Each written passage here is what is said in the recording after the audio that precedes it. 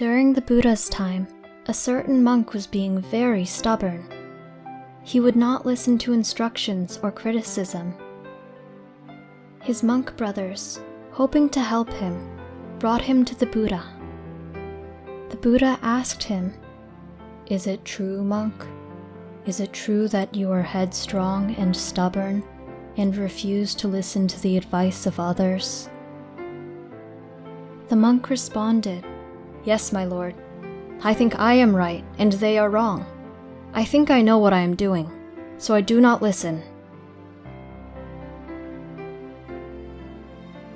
The Buddha then said, "Monk, this is not the first time that you have been headstrong and stubborn. In fact, you have been like this in past lives, and in that past life, your stubbornness in not following advice caused you to die from the bite of a snake." All the monks present respectfully requested for the Buddha to reveal the past, which was hidden to many by numerous rebirths. A long time ago, when Brahmadatta was ruling in Benares, the Bodhisattva was born into a wealthy family. The family members spent their lives searching for and experiencing pleasure. As he grew, the Bodhisattva observed how having riches and power led to pleasure, but the pleasure led to greed, bad personality traits, anger, self-importance, and other problems. The power and the wealth led to ego and the assumption of being better than others. That in turn led to abusing and hurting those they saw as lesser than them. But regardless, at some point, all will die and leave all these temporary things behind, taking nothing with them. And so, the Bodhisattva renounced desire and ordained as an ascetic and lived in the Himalayan mountains. He spent his days contemplating the truth of life and meditating upon it. Eventually, he achieved great spiritual gains. Over time, his fame spread, and he became the teacher of 500 hermits.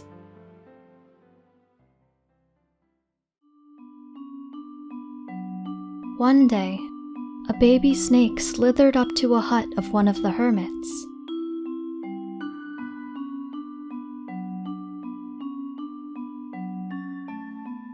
Because it was so cute and small, the young hermit became fond of the baby snake and began to care for it. Housing it in some bamboo, the young hermit would feed the baby snake small rodents he caught. Because it lived in bamboo, the snake was called Veluka, and the young hermit was called Veluka's father. When the Bodhisattva found out that one of his hermits was keeping a snake, he called for Veluka's father. The Bodhisattva asked, "Young hermit, is it true that you are keeping a snake as a pet?" Veluka's father answered, "Yes, sir. My snake is named Veluka and is very cute." The Bodhisattva said, "A snake is naturally a dangerous being. A snake will eventually be true to its nature. It cannot be trusted to act against its nature for long. Do not keep it any longer. It is a danger to you and could cost you your life." The young hermit responded, "Veluka would never harm me. I have raised him since he was a small viper. I have loved him and fed him and cared for him. He has always been friendly and peaceful with me. He's never shown me any violence. I love him as a father loves a son, as a master loves his pupils. I cannot live without him." And so, Veluca's father refused to part with Veluca, despite the Bodhisattva's sincere warnings. Knowing he could not change the mind of one who wished his mind not to be changed, the Bodhisattva resisted giving any more advice on the matter. Not too long after that, the hermits went off on a fruit-gathering mission. Veluca's father expected the trip to be short, so he left Veluca in his bamboo prison, thinking he would return before too long. However, the mission ended up lasting longer than expected. Veluca's father spent the whole time worrying about his viper at home. Will Veluca be okay? Will Veluca be hungry when I get back? Will he be mad at me?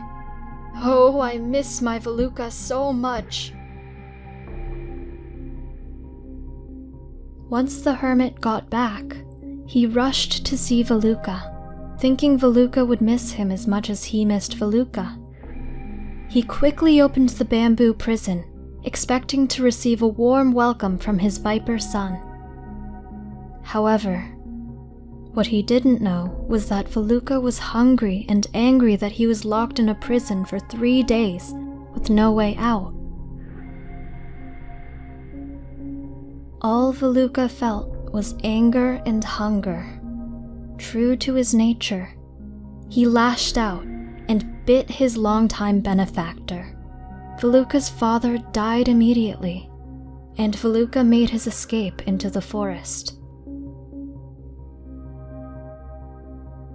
Not too long after that, Veluca's father's friends found him dead on the ground. They went and told the Bodhisattva and were told to cremate the body. And the Buddha concluded the Jataka. He said, Veluca's father did not listen when the wise warned him, and because of that, he paid for his stubbornness with his life. You were Veluca's father in that life.